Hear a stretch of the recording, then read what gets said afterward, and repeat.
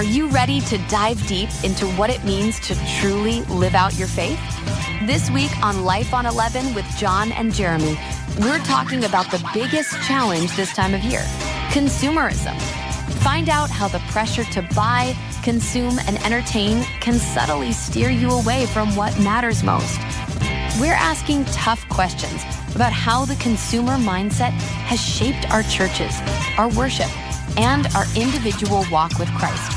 It's time to stop just consuming and start creating. So let's turn it up to 11.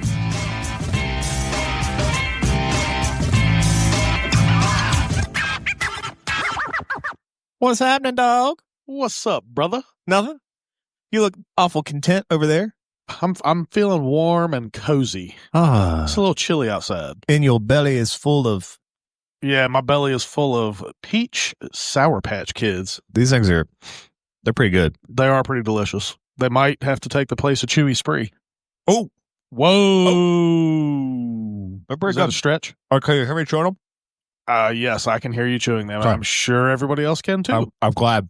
Jeremy brought them. They're delicious. Shout out to Sour Patch Kids for the peach. Dude, what I bet so I stopped at the old Dollar General on the way over here. Uh-huh. I got a six pack of Mountain Dew and two things of Sour Patch Kids. And he was like, a prescription for insulin. He was like, my goodness, this guy is looking for a sugar rush. That's right. Time to go. That's right. It is cold, dog. It is chilly outside, yes. Oh, it's nasty. I don't like it. I don't know about nasty. I mean, it was like 80 degrees one day last week. Okay, fair. But I mean, when I got home from work, I was doing a little more tree cutting. Mm-hmm. And I was cutting up some trees, and bro, I was sweating still. So it wasn't even cold enough for me to not sweat anymore. Okay. Well, so there you go. Well, and I don't like to sweat. I hate cold, so I prefer cold. Yeah, I'm not a big cold fan.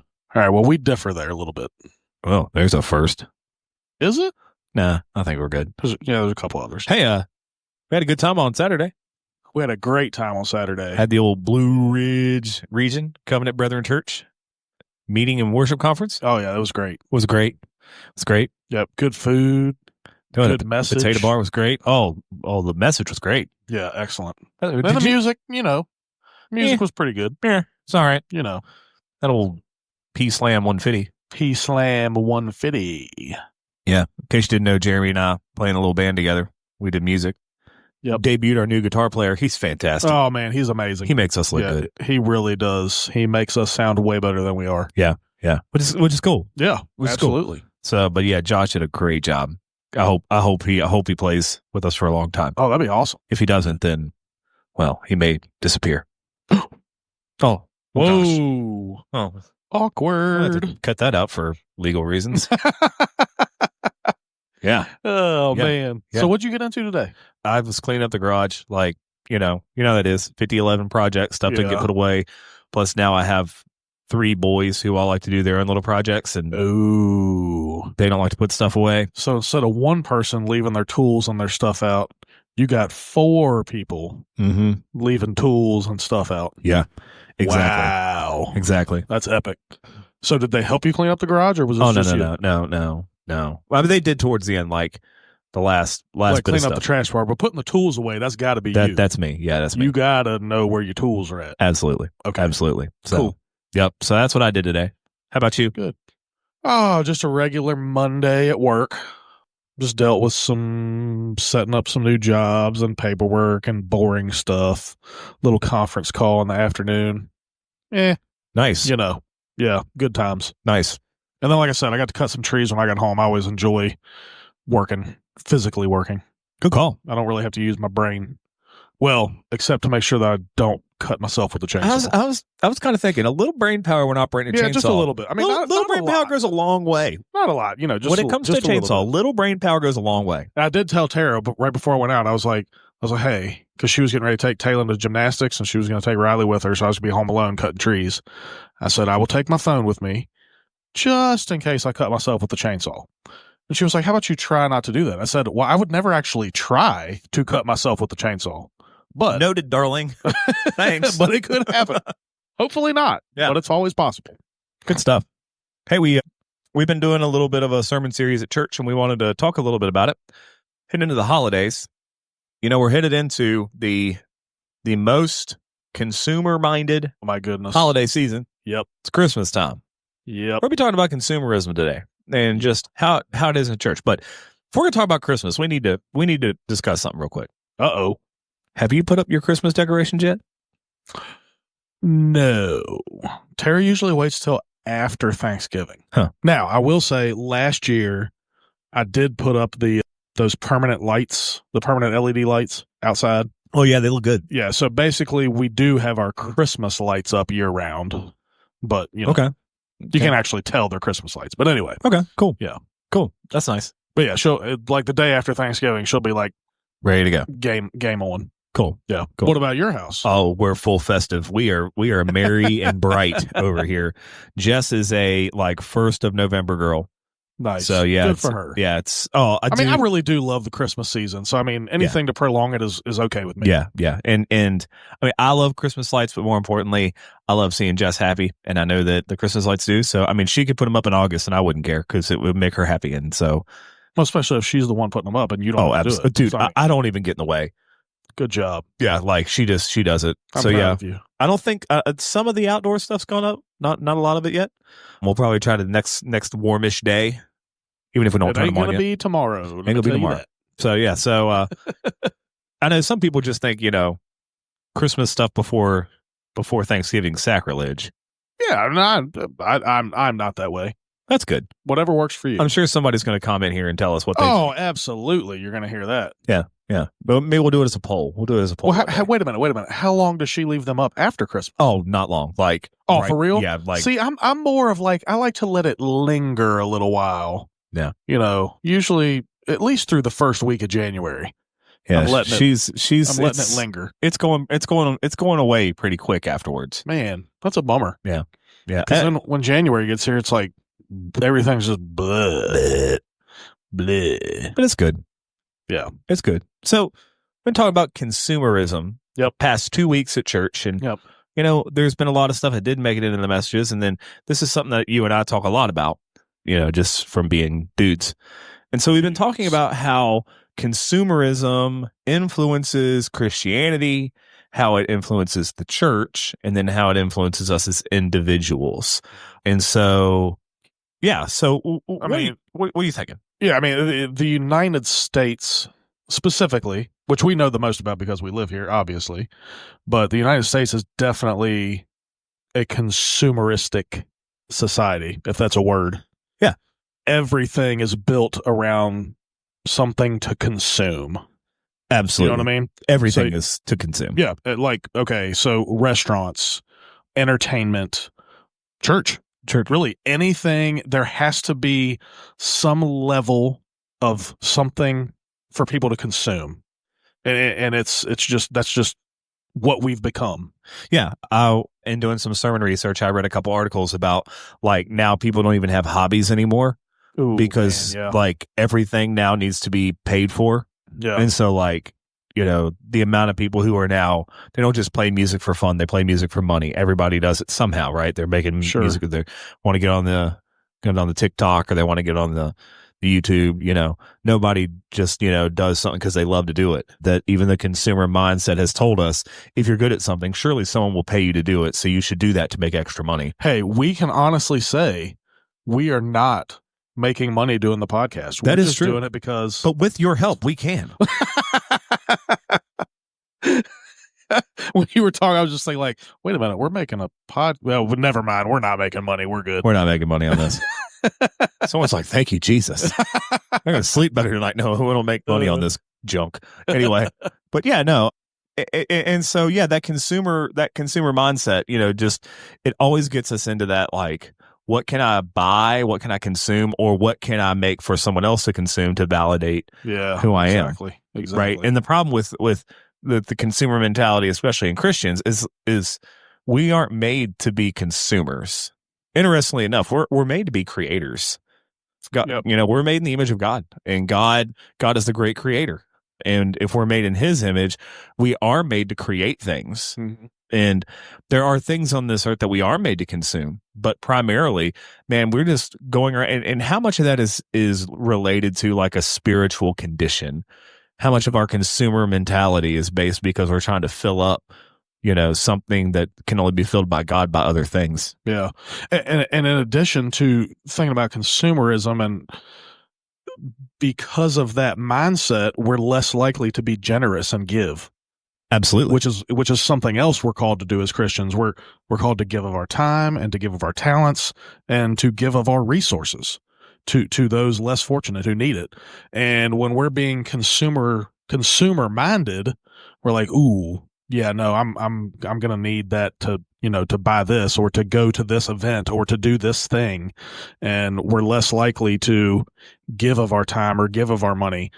So yeah, I think that definitely is detrimental to our lifestyle as Christians, the consumer mindset, for sure. Yeah. And it spills over to God, right? Because I mean, many Christians, I think, struggle with even seeing God as a thing to be consumed, right? True. You're right. Well, I go to church to make me feel better, or I worship God to make me feel better. Or if I go to church and I don't feel something, or I don't experience something, God is supposed to provide answers to my prayers and answers like the to my old questions. Prosperity gospel. Oh, dude, without a doubt, right? This idea of, God is here for me to consume and make myself better. Boy, that's completely contrary to the gospel. Absolutely it is. But I mean, how many people stumble in their faith because of that very thing? It's like, oh, well, I've been, following Jesus for 6 months now, and I don't feel anything. I don't feel any different. So that means it's not working. Yeah. Look for something else to consume. Right. To make me feel good. Absolutely. And there are so many things with Jesus that you can't consume in the same way, and you can't quantify if you do. Yeah. Oh man, yeah, that's hadn't really thought about that one now, but you're absolutely right. And in church specifically, that has turned into church becoming more what is the entertainment value preach, brother. of the service. Preach, right? brother. So a lot of these big churches, like you're seeing, I mean, Sunday morning is literally like a production. You know what I mean? And I'm not saying the Holy Spirit can't, work through that necessarily, but for me, if it takes that much effort to put in a production to make people feel a certain way, maybe we need to check what we're doing and why we're doing it. You know what I mean? Absolutely. And there's so much of it, like it's gauged on how to induce a response. Sure. Right. Yep. And that's really hard because, I mean, for many churches, it's like that is the driving force behind why they do what they do, is to build. I mean, I actually know many churches who don't even call it like Sunday morning worship or church anymore. They call it like the worship experience. Ooh. Yeah. And that's, yeah. That gives me the heebie-jeebies just hearing that. I don't like that. Yeah. And so, I don't remember if it was John MacArthur. I don't remember who it was, but there was a pretty conservative Christian pastor who talked about like that all he does is preach. Like there's no funny anecdotes. There's no skits. There's none of that, because he's like, if the gospel isn't powerful enough to preach on its own, then, we have a problem. And yeah, I mean, I can, when you look at all the other things that are out in the world for people to consume, you can understand how the church got here, because they're competing with so many other things. Mm-hmm. So like we've done it to ourselves, and the way that our society has changed and evolved, so to speak, into where we are now. So the church has to fight to get those people there. Yeah. So I can see how we got here. Yeah. In seminary, I had to read this book. I don't remember who it was by, but it was called The Worship Wars, and it talked about that. I like that title. Yeah. And it was like the early 90s, like, Rick Warren was getting really big, and some of those others were getting pretty big. And the seeker-sensitive model of you gear your church to make people want to come because they're seeking out what it is that you're about, and how that turned into theatrical production. Okay. And that's so interesting. The war that went on in the church, and still really is going on. Oh, absolutely. It's definitely still going on. Right. And that even talks about like, what's our focus in church? Because for a seeker sensitive church, your goal is to get people who don't know Jesus to come, whereas for other churches, it's Sunday morning is the gathering of the saints to go out, and so it looks different depending on what your ecclesiology is. Ooh, ecclesiology. Yeah, sorry, I was trying to think of a different word. I got to throw out a $2 word every now and then. Polish off the old seminary degree. There you go. So for me, like as a pastor, when we get together for church on Sunday mornings at Mount Zion, like my ecclesiology is this is for the church. These are for the people, the sheep of Mount Zion who need to be encouraged in the faith. They need to be taught scriptural lessons. And like I've had people say like, oh, well, why don't you do an altar call every Sunday? Well, because I'm working under the assumption that most of the people in our church are already saved. Yeah. And in that, there are times that I will do an altar call, but I'm working under the assumption that basically everybody here knows Jesus. Sure. Yeah. And if they don't know Jesus, then there's enough people around them that can help them get to know Jesus. Right. Exactly. And so, but a seeker sensitive model or one of those like experiential churches is trying to get that like that rush, of excitement, Yeah. And the other thing, I mean, I don't know if anybody's done a study on this, but the other thing about the worship experience, the more you get that rush or that feeling, you're going to have to try harder and harder and harder to keep feeling the same way. Right. And you can see where people are getting to the point where like, man, I don't feel the same anymore. Like I don't get the same feeling. This isn't, right. I lost God or whatever. No, you just, you lost that experience because you became so accustomed to it. And now you need something else to, it's what's that called? Isn't there a term for that? I'm gonna have to look that up. I feel like there's a term for it, but like I said before we started, my brain don't work anymore. Well, here's the thing too. Like, I know I used this in a sermon a few weeks, or it's probably been a couple months ago now, but like the whole Francis Chan story that I told of like the lady who came up to him after church and she was like, I hated worship today. And he's like, what do you mean? She's like, I didn't like any of the songs and your sermon was kind of boring and I'm leaving here and I don't even feel better. And Francis Chan just looked at her and he was like, well, good news. We weren't worshiping you. I remember that now that you got and that's that consumer mind. Like, yeah, for sure. Absolutely. It used to be like the big thing people would say would be, church isn't a building you go to. It's a people you belong to. It's a body. Well, maybe what we would say, like church isn't an experience that you participate in. It's a body you belong to. Mm-hmm. Right. Yeah. And that's, and ultimately like that's how, or that's why I think one of the reasons why we have so many different churches. Mm-hmm. No, right. I because agree. you can, you don't like the music at this church. Well, then here's a church right down the road. Mm-hmm. And how many people like, when they're looking for a church, like my question is, if you're looking for a church, what are your like top 3 things you're looking for? Yeah. Because I know quite a few people that like biblical preaching is not even in their top. Yeah, not even in the top 3. Right. 5. Right. Like they're, I think I shared with you before, like I know a couple who absolutely, like I invited them to come to Mount Zion and they absolutely will not come because we do not have childcare. Yeah. And it doesn't matter anything else that we do. It doesn't matter anything else that we, what's preaching. It doesn't matter. Like because we don't have that. That's because we do not have childcare and they will not go to a church unless we have childcare. Huh, man. And I'm like, well, just, kind of like it's a really laid back church. Like we don't have childcare because our kids, like we choose not to have childcare. We have enough kids where we could easily have childcare. Yeah. We choose not to because we believe that it's more important for your children to sit in church with mom and dad and sing hymns with mom and dad and pray with mom and dad and be a part of the church service. And for Riley to come up and try to preach a sermon. Absolutely. Like give the kid a mic. Like that is part of who we are. And there's a reason for it. And they're just like, nope, we don't want to fool with our kids during church. And so, or they're like praise music like that for many people, like that drives their decision. Like, do you have praise music? Do you not have praise music? Do you use drums? Do you not use drums? Do you use an organ? Do you use piano?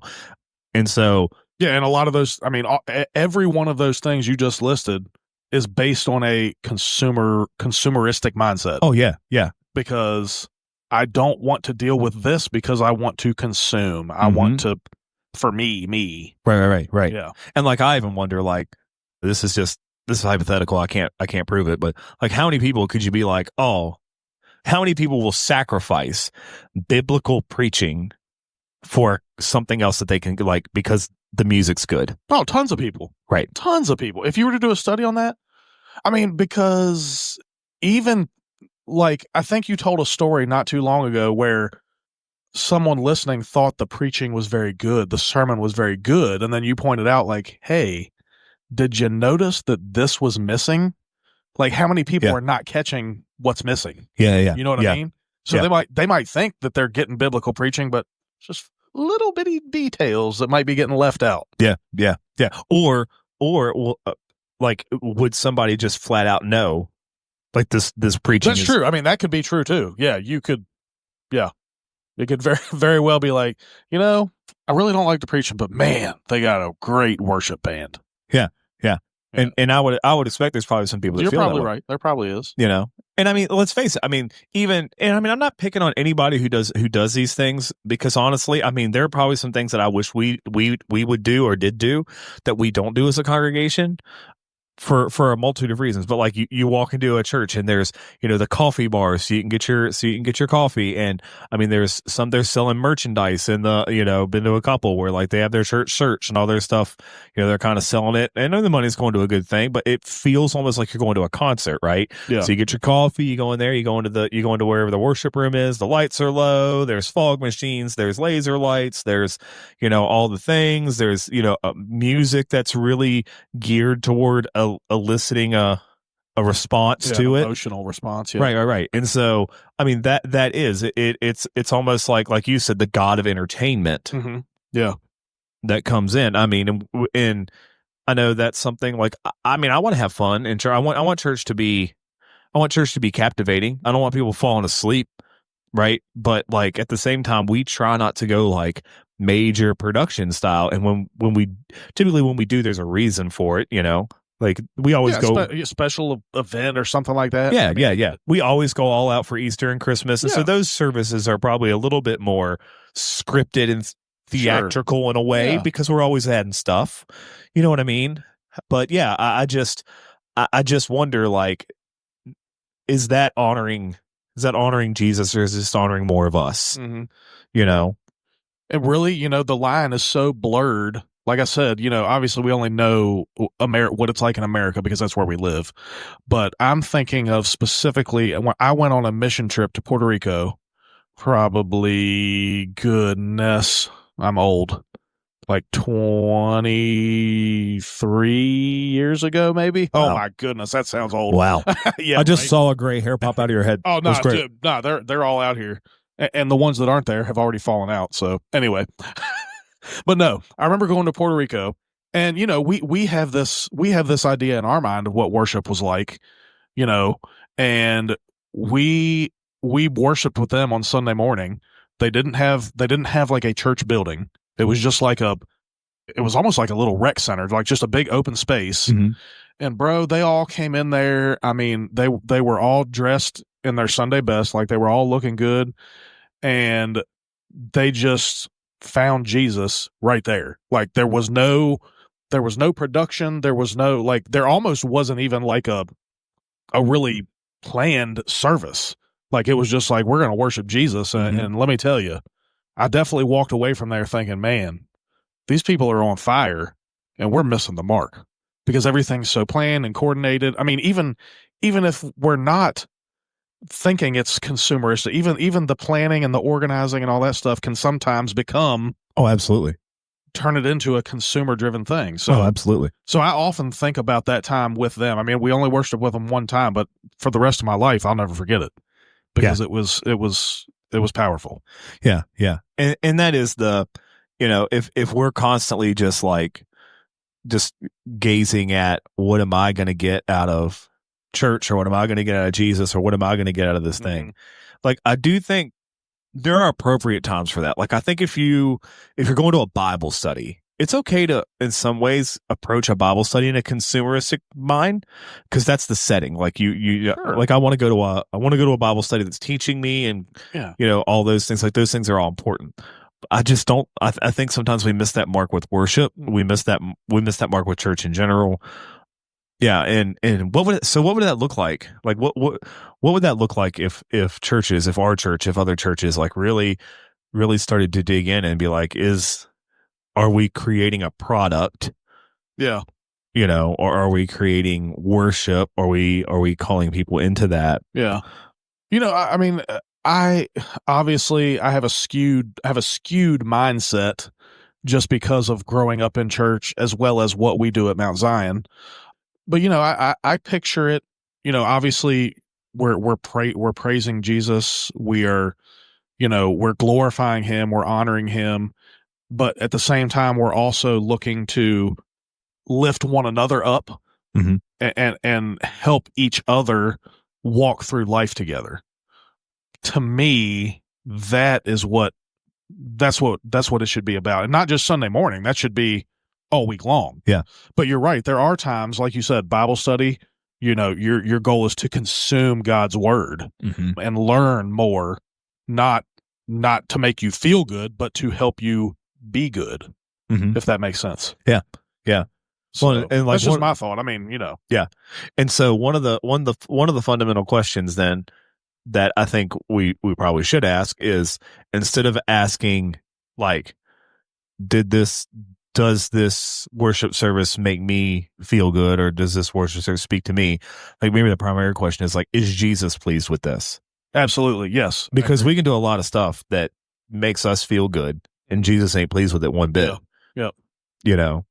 And I mean, I've told you before, like, hey man, I've been preaching for 20 years now, right? If you want an emotional response to a sermon, give me some fog lights, give me a fog machine, give me some lights, give me a soft piano, and give me 24 hours to write a sermon. And like, we can elicit a response. Yeah. But if you want lasting worship, you want change, you want spiritual transformation, that's not something you consume. That's something that is produced in you by God's presence. And so we can't consume that. Even when you think about it, the Spirit of God isn't even something we consume. It's something that lives in us. Correct. It's something that takes up residence in us. Yep.